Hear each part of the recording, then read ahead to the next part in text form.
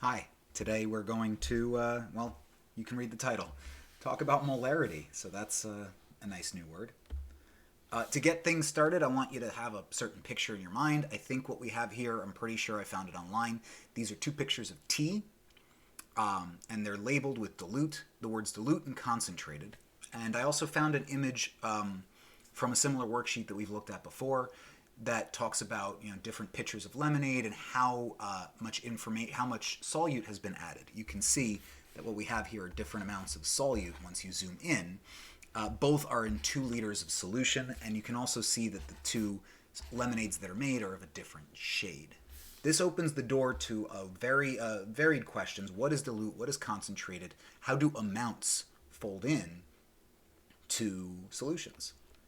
And to get through that, I wanted to establish a bit of a diagram, a bit of a, I can't remember what this is called, a grid, really, of concentrate and dilute, because you might be in your mind going, well, we also have 2 other words to describe solutions, saturated and unsaturated.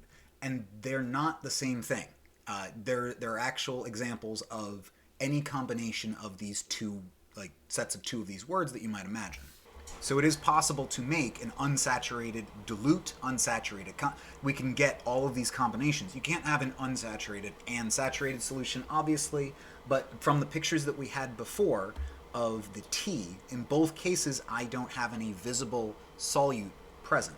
So what we're going to say is dilute would be the one that's lighter in color, and saturated is the one that's darker in color. I guess if you wanted definitions for these, dilute and concentrated just refer to less and more solute in your solution.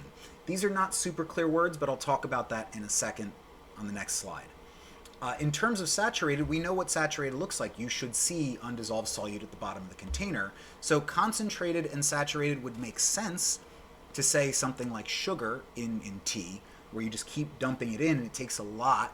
Again, concentrated being a lot and dilute being a little. But is it possible to have a saturated and dilute solution? And the short answer is yes, it is, but you have to look at table F. Notice that it says insoluble on the right half of the table, which I'm going to move this out of the way so we can just look at the right half. And on the bottom it says insoluble means just having a low solubility. This means that if you were to take any compounds that would be insoluble from table F and make them practically, what you would get is a solution that is saturated but has a low concentration. That is to say, insoluble is not fully insoluble.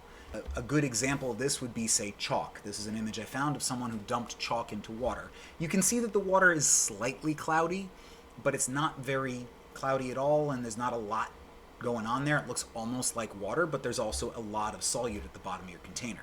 If you try and dissolve chalk in water, not very much will, but the answer is always that some will. So in both cases, dilute means low amount of dissolved solute. Concentrated means high amount of dissolved solute. How much? Well, if you want to ask how much, then that really is where we're going to spend the bulk of our time today. There's this new term we have to talk about called molarity. First off, if you have 2 solutions, you can make a comparison. This one is more concentrated than that one. This one is more dilute than that one. Typically, about 1 molar is your barrier for between concentrated and dilute. Higher than 1 molar would be concentrated, lower than 1 molar would be dilute. But that's more like in a vacuum. If you're here's one solution, is it concentrated? The term molarity here, the formula is given straight off of table T, linked to the reference tables above my head. Moles of solute per liter of solution. You might ask, why don't I use grams in this case? Why is it moles? This moles is super annoying, isn't it? Well, when you're looking at the lemonade solution here, or at your tea here, your different solutes are all made up of atoms and molecules. And so you can, as long as you're only talking about one solution, like we saw in table G, we're only talking about potassium chlorate, then yeah, grams will do fine because you're comparing potassium chlorate to potassium chlorate. However, really what's happening in the chemical world on the atomic level is that particles are dissolving into water. And so we should really be focusing more on particles than on mass. If you were to make a lemonade solution, which is largely sugar-based, having 10 grams of sugar dissolved in your water is different than having 10 grams of salt dissolved in your water in terms of the chemistry that might be taking place when a reaction occurs, which is why we do choose to focus on moles. We're kind of getting towards that reaction territory. The other thing that's worth mentioning is that it's liter of solution, which I'll mention on the next slide. Capital M is the unit for molarity, and when you write something like this, it's read as 3 molar, so this would be termed a 1 molar solution, right? When I write that, that translates into words like that. This means, putting this all together, you're going to use moles, and you're going to be worried about liters, and there's this new unit. There's going to be a lot of conversion going on, so we're going to take it piece by piece, but get ready for some math. Just using the formula we had from the previous slide, we're just going to plug in. For these examples, I made sure to have relatively straightforward problems. We're just going to say we want molarity and moles of solute. It says 1.5 moles of NaCl. And it says we're going to dissolve into 0.5 liters of solution. I'm going to abbreviate. So you divide out, and that gives you 3 molar. And then sometimes you'll see what the solute is. You don't have to really put this aqueous at the bottom, because by putting the molar, we're kind of saying it's in a solution, but you can. So 3 molar aqueous sodium chloride would be like the full words of what you're looking at. You can also use this equation where you're given the molarity and have to either calculate moles of solute or liters of solution. There's an example of this here. Again, we're just going to plug in. So there you go, right? We have our volume, we have our molarity, or concentration as it's referred to. And then to solve for n, the number of moles, we're going to multiply across. And when you multiply, you get 2.6 moles of potassium chloride. So really, it is a new formula, but hopefully it's a relatively simple one for you. There are larger implications, though. Since moles can't be directly measured, these calculations are fine. I did say that it's not super helpful to use grams when talking about what's in a solution, but when you're in the lab, you can't measure moles. There's no mole scale where you say, like, you pour the solid on the scale and it goes, this is 1 mole. Instead, you measure mass. Unfortunately, that means that we have a unit that works on moles, but a scale that measures mass. This is where all that conversion comes in. In order to make a solution, I did want to mention solution, right? It's liters of solution for our formula.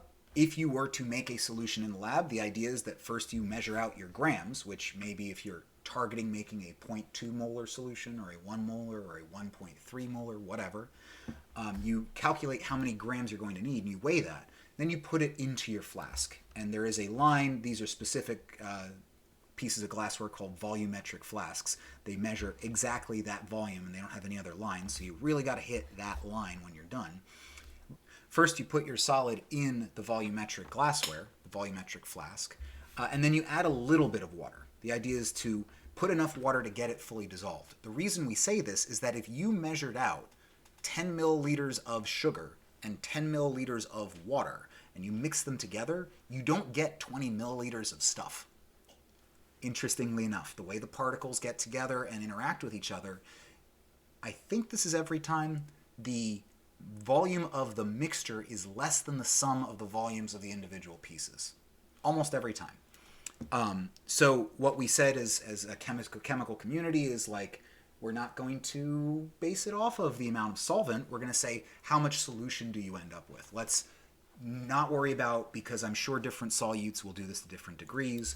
And so the procedure is to add your solid, add a little bit of water and get it dissolved, and then add more water up to that line, diluting to your final volume. You'll notice we dilute because the color of the solution gets paler. So that's still tied in there. That's your observational evidence that you have decreased your concentration, become more dilute. Just trying to give you a full scope of all of the vocabulary. So to really sum things up here, this is what it would look like in the lab. What you're going to get is you're going to get volumes that might be in milliliters. What you're going to get is you're going to get masses, not moles. You're going to be given molarities and asked about masses at the end. So there's going to be multiple steps. That said, we can still do this the same way we were doing it before. We know our formula. Molarity is moles of solute per liters of solution. But we can also calculate moles by using the molar mass and dimensional analysis. For the first problem, That's our first step. I'm not going to overly round. I know it's like pretty close to 0.5 exactly, but it's 0.5006, so I'm going to round up. It's going to make my answer a little less pretty, but I'll deal with that. Now we use this number for moles back in our molarity equation, so that molarity is equal to 0.501 moles.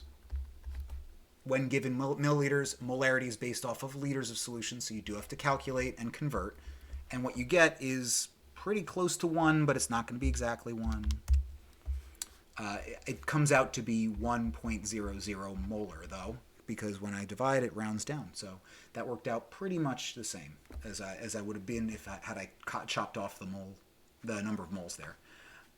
Similar situation, working in the opposite direction. I'm given the molarity, I'm given the volume, and now I want the mass. So instead of calculating moles and then calculating molarity, I think we're going to use molarity to calculate moles to calculate mass. So instead of grams to moles to molar, we're going to go backwards. So again, first we're going to calculate our moles. We have a volume and we have a molarity. If you're worried about how the units are panning out, sometimes textbooks will refer to molarity literally by writing moles over liters, so that moles over liters times liters equals moles. That's how the units work out if you've been worried about that. Obviously up here the units are going to cancel, and then we're converting moles per liter into molar. So we get 0.2 moles. It's a 1 liter 0.2 molar solution. When it's 1 liter, that makes the conversion kind of easy. And then we're going to do our standard mole conversion from what we've done before. 1 mole, we're given our molar mass of 294.2 grams. And when we multiply out, about 60 grams, 58.8. So working that back out to that flask scenario, if you weigh out 58.8 grams, you put it into a 1 liter volumetric flask, add a little bit of water to dissolve it, and then dilute up to a liter, you would be confident that you have made a 0.2 molar solution. This adds a new layer to what we've been seeing in the solutions unit, because we talked about solubility in terms of grams per 100 grams of water, but now we have a new way to refer to it. This opens the door to incorporating solutions into chemical reactions and really having a discussion more on particles based, instead of referring to only one solute. We're talking about comparing, like I said, a salt to a sugar solution. Thanks for watching.